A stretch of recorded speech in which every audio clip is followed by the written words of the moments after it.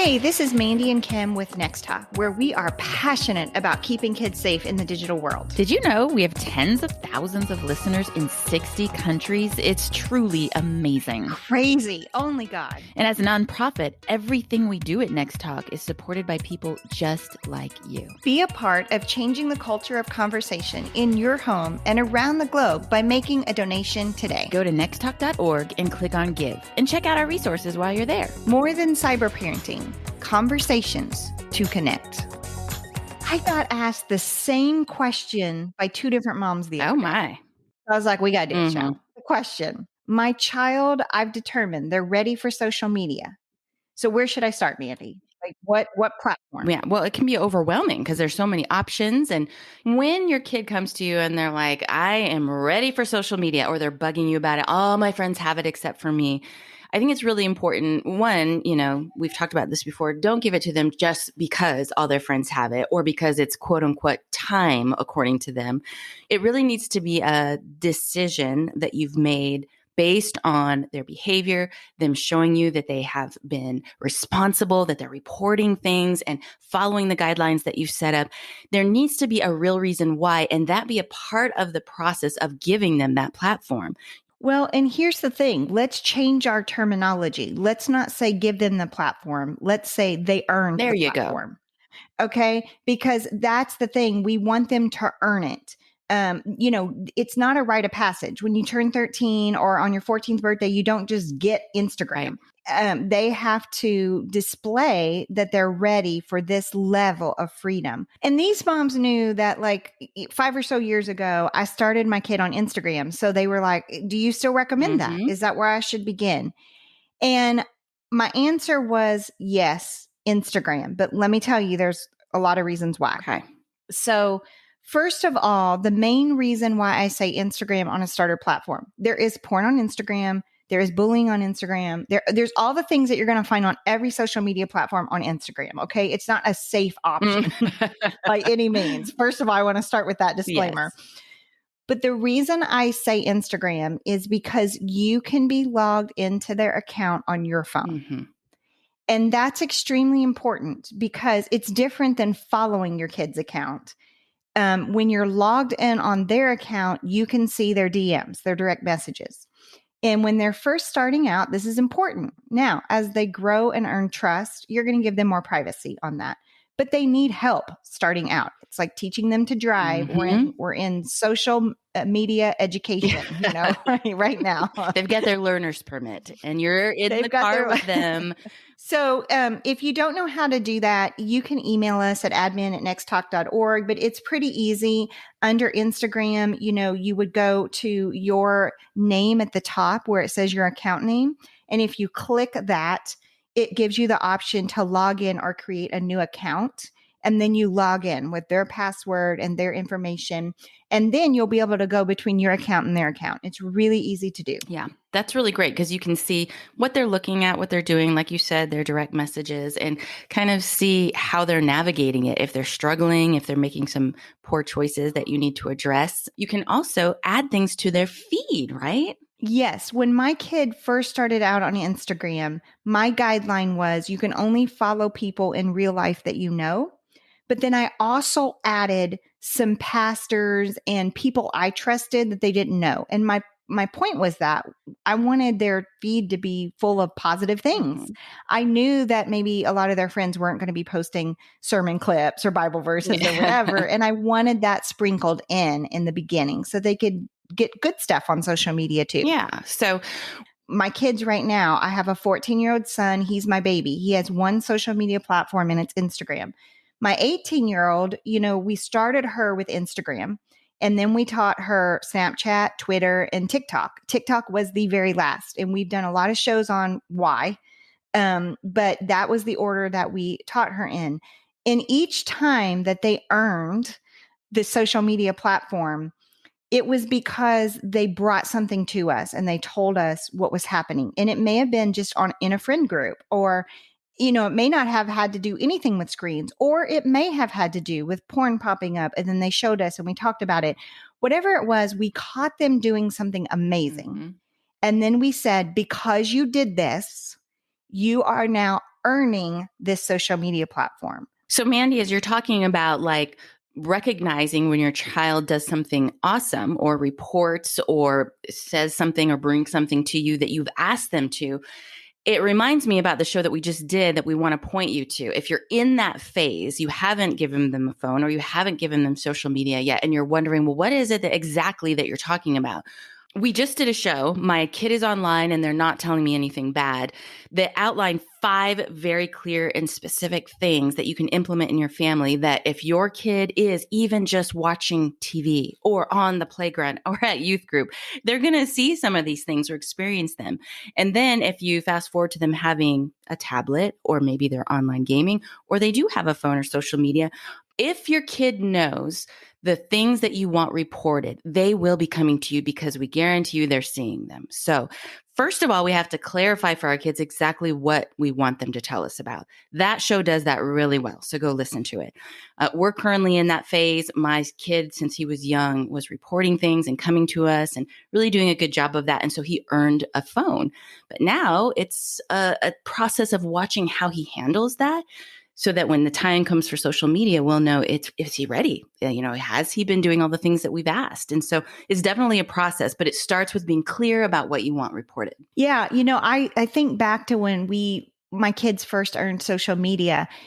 My husband and I, we would talk about it and we would say, wow, it was really awesome that they brought that to us. I think we're moving in the direction that they're ready for that.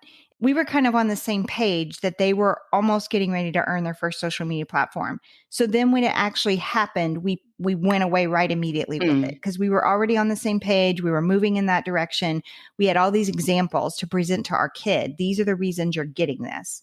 And I love what you said about that show because it's great. You need to implement that before, because that way it's clear expectations and then they report that to you and it's positive reinforcement. Thank you for telling me. Always come tell me. Now you've earned this because you've told me. You've earned more freedom, right? When they finally get that first social media platform, you need to revisit those and say, I still have those same expectations when you're on this platform.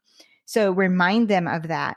The other thing is, Kim, and I think this is really important. We get asked all the time, about the invasion of privacy with phones. We even did a separate show on that. My kid thinks this is an invasion of Why privacy. don't you How do you trust me? respond? Yeah. Yeah. Go listen to that. I've heard so many good comments about that show. One of the things with monitoring Instagram, we want to be in their online world, especially when they begin, and we're logged into those accounts. But at the same time, we don't want to be crazy parent mode either, right? We don't want to be crazy helicopter mom. So, I told you it's good to be logged into their account because you're going to see their DMs and you're going to get those notifications on your phone. They're going to pop up. Your son has a DM, your son, and you're going to see a line of it, but you can't see the whole message. Here's my line that I won't cross. And it's kind of like a give and take in our relationship. I am not going to read that DM before they do. Yeah. And this is the reason, because it tells the other reader that you've read it. And so what I don't want my kid to, I don't want my kid to be at school and a classmate is DMing them and I'm reading it and they're walking in the hallway and they're saying, why didn't you reply to that? You looked at it 5 minutes ago. It just feels kind of weird. Like, oh my gosh, mom's up in my business all the time. Yeah. That's kind of where I give and take on this a little. I still look at the DMs, but I wait until there's no unread DMs. Yeah. And I still do random phone checks. And listen, you will do more random phone checks in the beginning than you will. I'm checking my 14-year-old's phone way more than I'm checking my 18-year-old's phone. Of course. Yeah. And so this is, again, we always use that kite illustration from an old pastor. You're letting out the string. And when there's bumps or mistakes, you reel it back in, you teach the lesson, and then they get to fly again. They get to earn the freedom and go fly again. Yeah, absolutely. I think kind of we're more of an observer than a participant in the conversation. And I think that shows a little bit of respect to our kid. Like, yes, it's okay for you to have a conversation through DMs with your friend or with that girl or whatever it might be. I'm going to observe it, but it is your conversation. I just think that they'll appreciate that. And it still allows you to make sure that they're talking about and participating in things that are okay. Well, it shows them a little bit of Mhm. respect. It's a give and take, Mhm. right? But you're still involved. The other thing is, if they're only following people they know in real life, they're only going to be DMing people they know in real Yep. life. But that needs to be a conversation. You cannot DM Yeah. strangers, especially when they first start out. Now, like my 18-year-old is different because she does thrifting online. There's different levels. But when they first start out, they should not be talking to any kind of stranger who they do not know in real life through DM, because that's a private area of conversation. I will say this, and this is something that we've had to say on almost every show, is every family and every situation and every kid is different. And so it's very important that you don't just take our suggestions and make it cross the line. This is how it is. It's important that you take those and you tailor it to fit your situation. So, like for my son, he has a business and he has to talk to strangers in order to sell some of his goods. But it's always with me there. He says, "Okay, mom, I have a buyer. Can we sit down and DM this person?" Yes. And we take care of it and we move forward. Again, if I just said no DMing, it wouldn't apply to this situation. So you've got to know your kid and your situation, apply respect and common sense to it, and then move forward together with a plan that works. Well, this is what we say all the time. We say move past the rules and get to the relationship, Yes. right? The rules and the practical stuff, we're giving them to you, but not everything's black and white. Mm-hmm. And so meet them in the middle, figure it out together on how you're going to keep them safe. Talking about DM and strangers, we did a great show on talking to your kids about grooming. And if your kids are online at all, you do need to be talking to them about the red flags. So, once your kid has access to social media, you need to be saying to your kid, if anybody's ever asking you, where do you go to school? Where do you go to church? Like personal information, that's a red flag alert. If anyone is, just trying to befriend you or get you on their side or say bad things about your parents to make you feel like I'm on your side, but your parents aren't, that's a red flag that you're being manipulated. Mm-hmm. And so, again, just continually having these conversations. I mean, I'm covering one of those guidelines that we have from that show you mentioned earlier, Kim, where Mm-hmm. we lay out the 5 expectations. Mm-hmm. And one of those is this exact same thing. But it's such an important topic. I want to highlight it here as well. I do just want to mention too, and we've said this before, that it's kind of good for your kids to know that if you know what I mean, like you're not completely unaware of the worlds that they are kind of now experiencing. So any chance in any way that you can give your kids a heads up about what they're about to walk into is not only good for them, but it also shows them, hey, I know what goes on here. And so prepare your kid. Be like, hey, you're going to see a lot of new adult content. It's possible you're going to see this, maybe give them some examples without overexposing them, of course. I think that's good on a couple of different levels. So just like you prepare them to drive a car, you might run into this road hazard. You might experience this in the rain.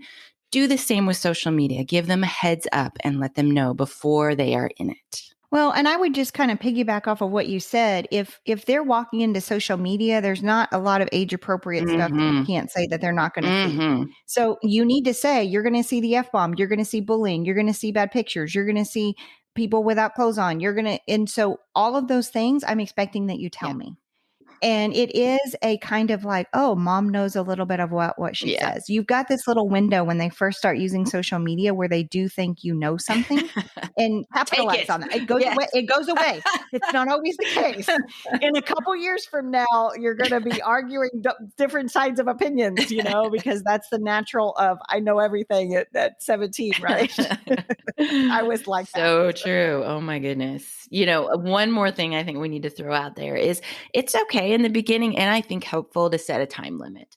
Because, when they first log in there and they're starting to look around and, wow, they can just get sucked in so easily and lose track of time.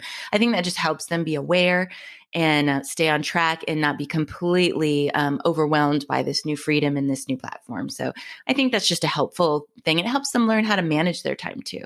Yeah, and I would make this part of the conversation when you actually say you've earned social media and you've earned it because of these 3 examples. You came to me when you saw porn, you came to me when your friend group was doing whatever. I mean, give specific examples about why they're earning it. And then say, talk about your guidelines, talk about your expectations, but that's part of it. Say, because this is something new, and I know that sometimes you can get sidetracked with social media. How about if we set a time limit so you don't waste a lot of time. And we walk into this, we ease into it. And parents, if you have Apple devices, under settings, screen time, you can set app Mhm. limits. So you can go in for Instagram and say, an hour a day or whatever. And it will alert you if your kid wants more time, and you can approve for 15 more minutes, for 30 more minutes, whatever. So you have those options to extend, say you have a snow day, or you're home Mhm. you're quarantined with COVID or whatever, and you're allowing more screen time that day. You can override it from your phone with a passcode.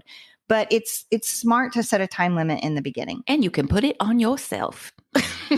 Yeah, we all need our I limit. was just, as you were saying that, I was like, I think maybe I need to put a time limit on myself. Oh, every week when I get my weekly Oh, report and it's showing me how much time I spend online, worst. I Oh, I cringe know. because, well, I do a lot of work stuff too, but I also have to be careful that I'm not using that as an excuse to get Mm. by with the high levels of screen I time know. use, It's shocking. It's shocking. Well, this is a really big step. I mean, allowing your kid to have a phone or device is a huge step. And then when you get to that next big, momentous occasion of, okay, we trust you, you've done this, that, and the other, social media, it's gigantic. But if you've built that great foundation of open communication, you're going to do fine.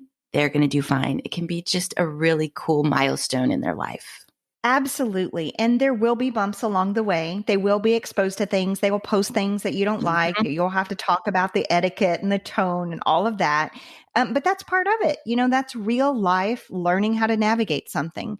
I would caution you this: just do one at a time. Don't jump in with Insta, Snapchat Mm. all at once. I mean, it's just overload. One at a time, step by step. Think of, laying a foundation like a paver, like a backyard patio. You're laying one paver at a time, building this relationship of learning their culture and understanding it together, navigating the online world as a team.